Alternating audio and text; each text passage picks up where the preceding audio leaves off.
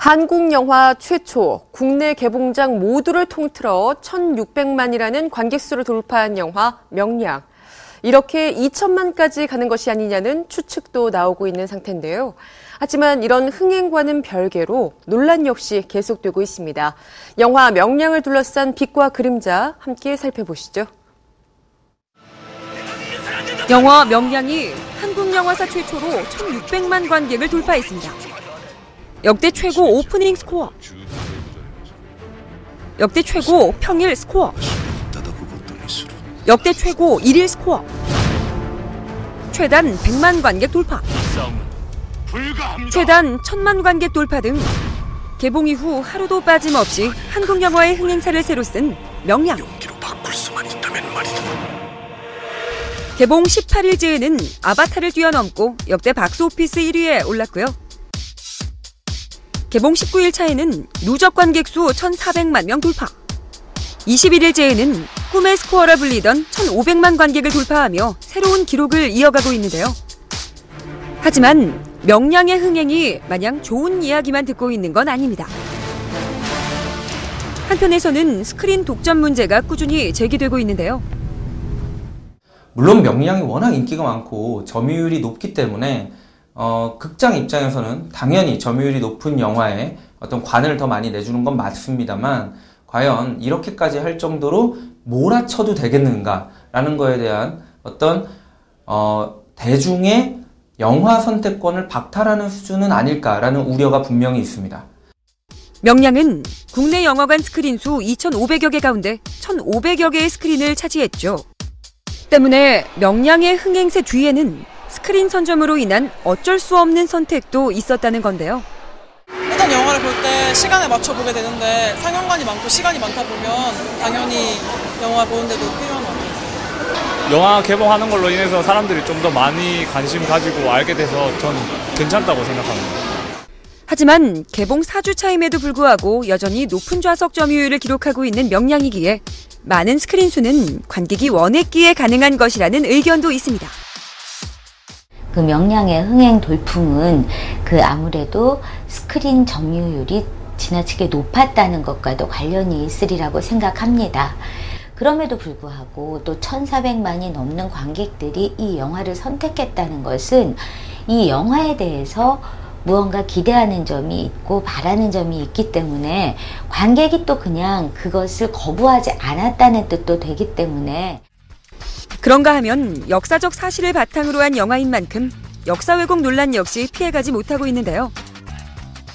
가장 큰 논란이 되고 있는 것은 배설에 관한 내용입니다. 극중 배설이 거북선을 불태우고 이순신을 암살하려다 실패하는 장면이 등장하는데요. 그 질문을 받을 때마다 웃음이 나서 기록에는 그런 사실이 없죠.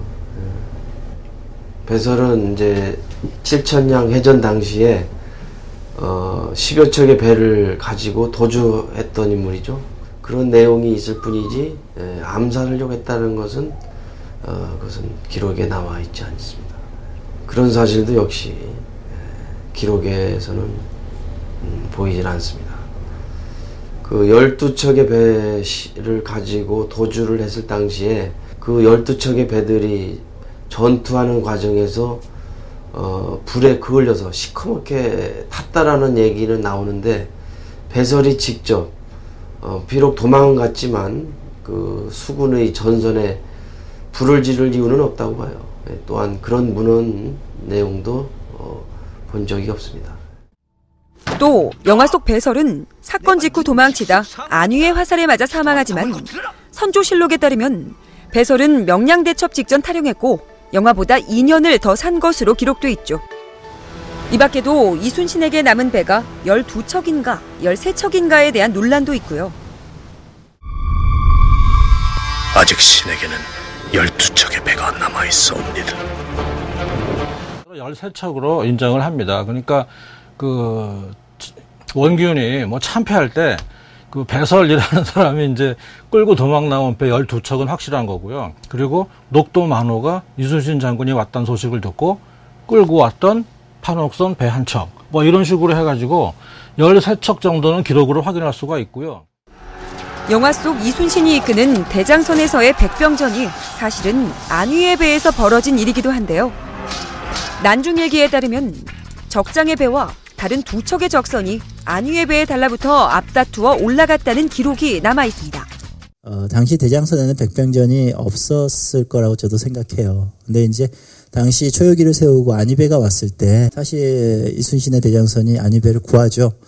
근데 안위배에는 백병전이 좀 있었을 것 같다는 생각이 들어요. 그래서 이 주제적인 맥락, 이순신 장군의 어떤 자기 희생과 솔선수범을 조금 더 강조하기 위해서 그건 제가 극적으로 그쪽의 어떤 백병전을 좀 이순신의 대장선 쪽으로 좀 갖고 오면 좋겠다. 이제 그런 어떤 맥락으로 좀 양해를 해주시면 좋겠어요. 그리고 또 영화에서 이순신이 장검으로 적을 베는 모습이 나오는데 사실 이순신은 길이가 100cm인 쌍용검을 쓴 것으로 알려져 있죠.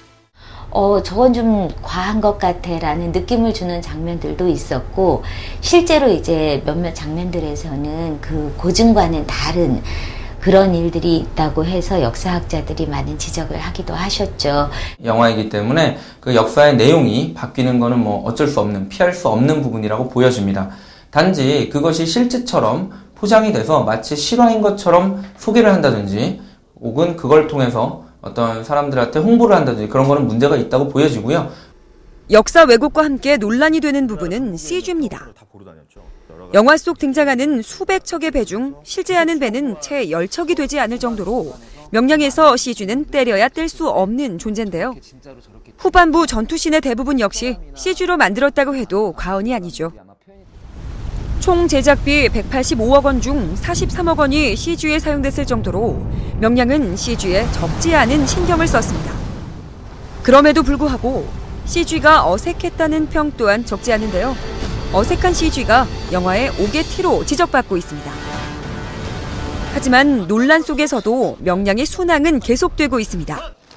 이러한 논란 역시 명량에 대한 또 다른 관심 표현이 아닐까 싶은데요. 마음가짐이 들었던 건 분명한 것 같아요.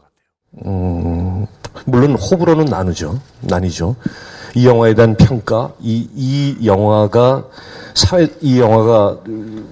보여주는 사회적 파장, 어떤 이런 것에 대해서 비판도 있을 수 있고, 근데 저는 이 영화가 남긴, 그리고 이 영화가 대중들과 소통한 어떤 그런 긍정적 기능에 대해서 정말 놀라움을 금치 못합니다. 우리의 자랑스러운 역사와 어떤 그 자랑스러운 역사를 만들어낸 우리의 영웅에 대해서 다시 한번 생각해보는 계기가 된다는 것은 꼭 필요한 일인 것 같습니다. 대한민국 전역의 관심 속에 조심스럽게 예측하고 있는 명량의 2천만 돌파가 이루어질지 이목이 집중되고 있습니다.